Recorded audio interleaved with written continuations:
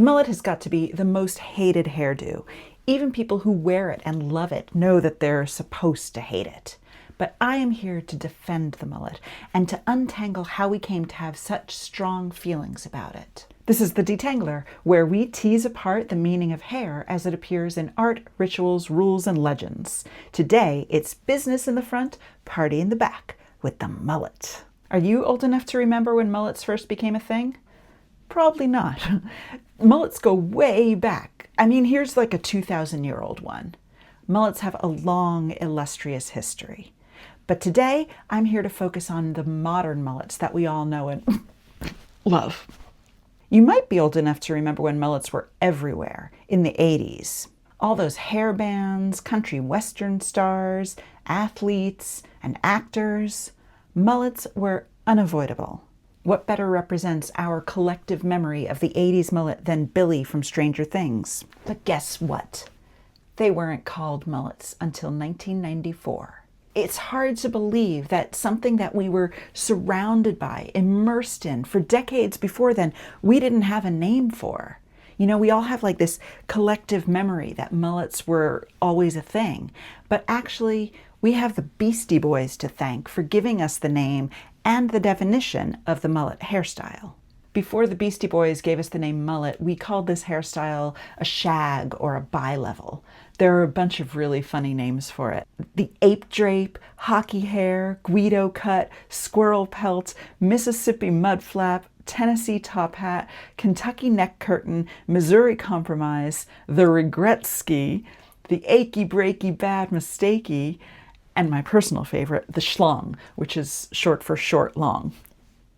A lot of people have a really hard time accepting that we did not call mullets mullets until 1994. But the Oxford English Dictionary went to a lot of trouble to track down the etymology of this word, and they found that up until 1994, the word mullet only ever referred to the fish. A lot of people remember it differently, and maybe it's true that it was there in oral history, and maybe I'm biased since I've always really wanted a copy of the OED with the tiny little magnifying glass, but I trust the OED. Mullet did not appear in print referring to the hairstyle until 1994.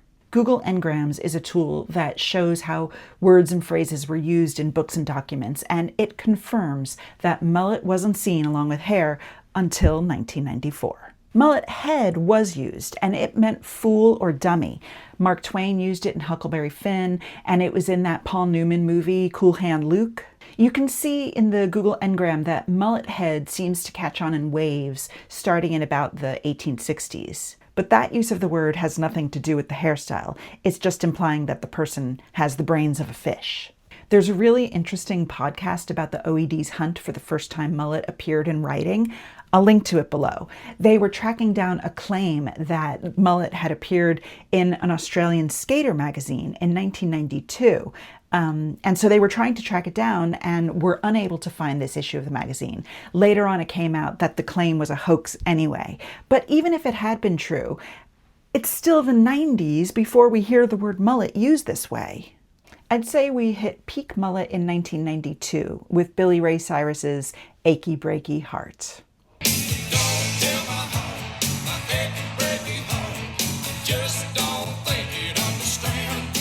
Sorry, now it's going to be stuck in your head for weeks. Welcome to the club. Up until that point, the mullet was kind of edgy and cool. You know, it's what rock stars wore. But Billy Ray Cyrus jumped the shark. And by the 90s, we were looking back at everything from the 70s and 80s with disdain. You know, like your preteen kid judging everything that you used to wear and still do. Anyway, I'd pinpoint this as the moment that we turned our collective back on the mullet. And that's pretty much when the Beastie Boys were inspired to come out with their 1994 song, Mullet Head.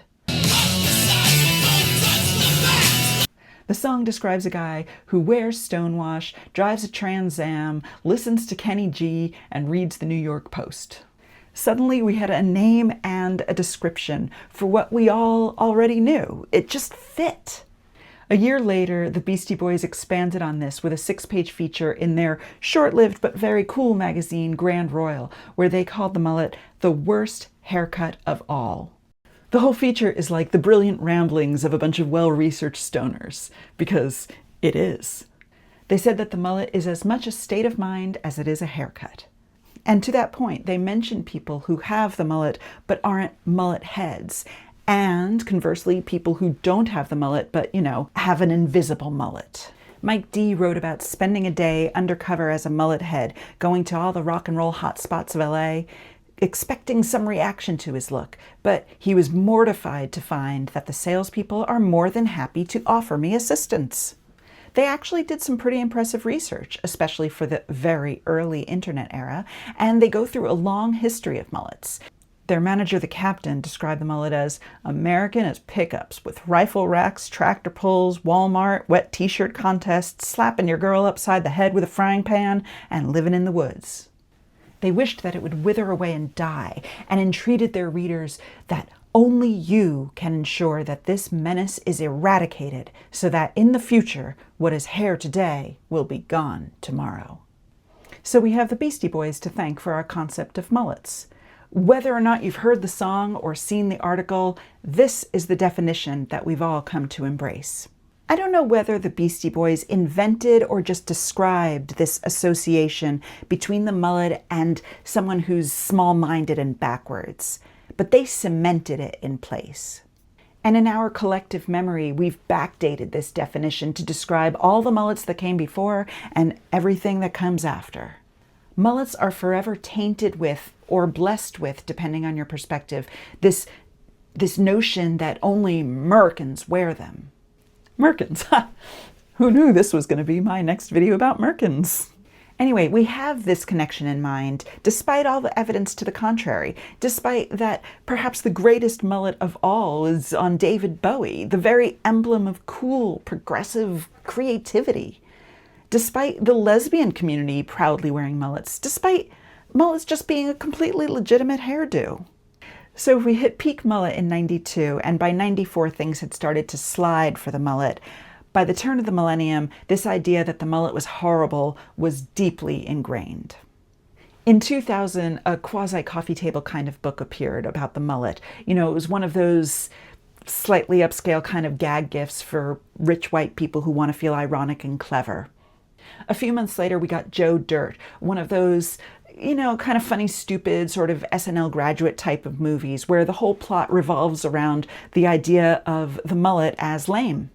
The main character has a mullet installed in his head as a baby, condemning him forever to a white trash life. Eventually, everyone in the movie figures out that he's a nice guy. He's more than his haircut. At the end of the movie, they swap out his mullet for locks. I guess because one stereotype of a hairstyle can be the same as any other. The movie assumes that we all have the same backstory. We're sharing the same joke. We're all in on it together. It has its moments, but it's not a very deep movie. That same year, there was a truly fantastic documentary called American Mullet. You can watch it online. I'll leave the link below. It features conversations with people about their feelings about the mullet. Not everyone knew the name mullet, but they all knew the hairstyle. In particular, they spoke to a bunch of people who wore the mullet hairstyle and asked them their reasons for it. And they just talked about how they felt like they expressed themselves with this. Some of them liked the attention. It made them feel like a rock star. They're going, I know you, you're famous, who are you? You play in a bit. I said, I'm not, and my brother was with me and he goes, it's Joan Jett. Some of them love the gender-bending nonconformity of this hairstyle, not really fitting firmly into male or female roles. In a way, it's kind of a genderless haircut. Gender is nothing. Gender is chaos theory. People get very violent. I think a lot of homophobia in this country is not about sexuality, it's about gender. And that's one of the reasons I wear my hair this way, because it's not fashionable and it screws with people's ideas. This movie did premiere at an LGBTQ film festival.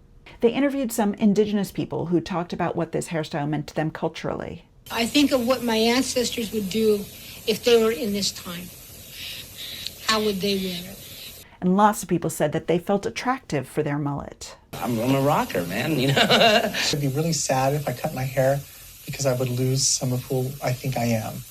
Some of them just knew that they were edgy, unique, weird, and this reflected that.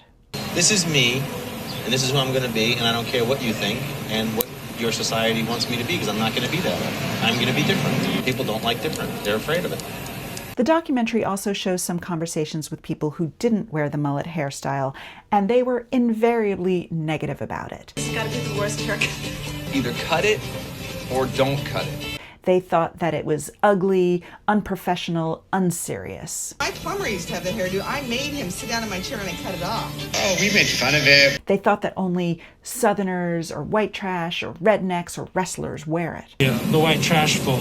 It's pretty impressive that they even can manage to wake up in the morning and look in the mirror and they have that haircut. And they didn't mean those things in a complimentary way. It's an ugly haircut. I have no idea why it got started, but it should definitely be ended. Everyone had an opinion on mullets. And here we are now, a quarter of a century later, and a lot of people still hate mullets. It's back. It's back. It's back. Like, oh, geez, it's really here. How we could so repeat the mistakes of the past and bring them back to the present. And think that mullets are okay. They're never okay. They weren't okay back then. They're not okay today. The thing is, after everyone got over their backlash against the 70s and 80s, they came around again. Some people started to maybe not hate it so much, maybe even have an esteem for it, at least lose their prejudice against it. A new generation of young trendsetters was coming of age. They knew this whole backstory, all these associations of the mullet, and they didn't care. Or maybe they wanted to dig deeper into the stereotype and come out the other side. Nowadays, we just keep seeing more and more mullets. It became a thing during COVID and it hasn't slowed down. We still see it on some people who fit the so-called stereotype, but we also see it on total hipsters. Apparently, where I live in the UK, the mullet has been the rage among rich kids in private schools. They wear it because they think it's ironic. One guy in this article says, "It's this disgustingly gross haircut, which means it's definitely worn in an ironic way." There are mullet festivals where people celebrate their mullets.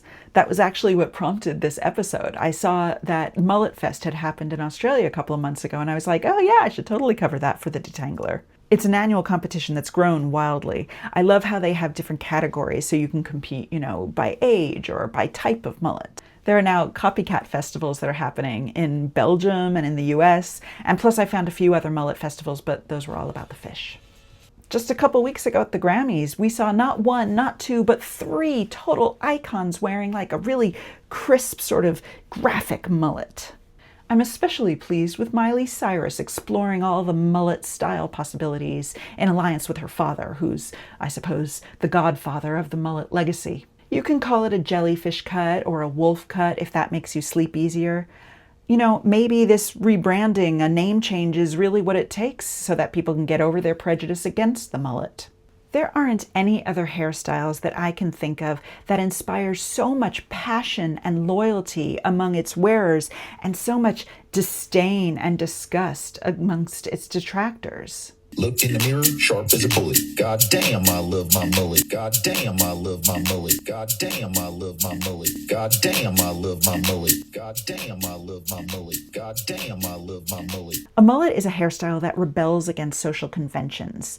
A person who wears it is a non-conformist. Mullet wearers are part of a community of outsiders and weirdos and rebels. Plus, it's a perfectly practical haircut that maybe gives you the best of both worlds, keeps your neck warm. Why not? It's just hair, If you don't like it, it grows back. Express yourself.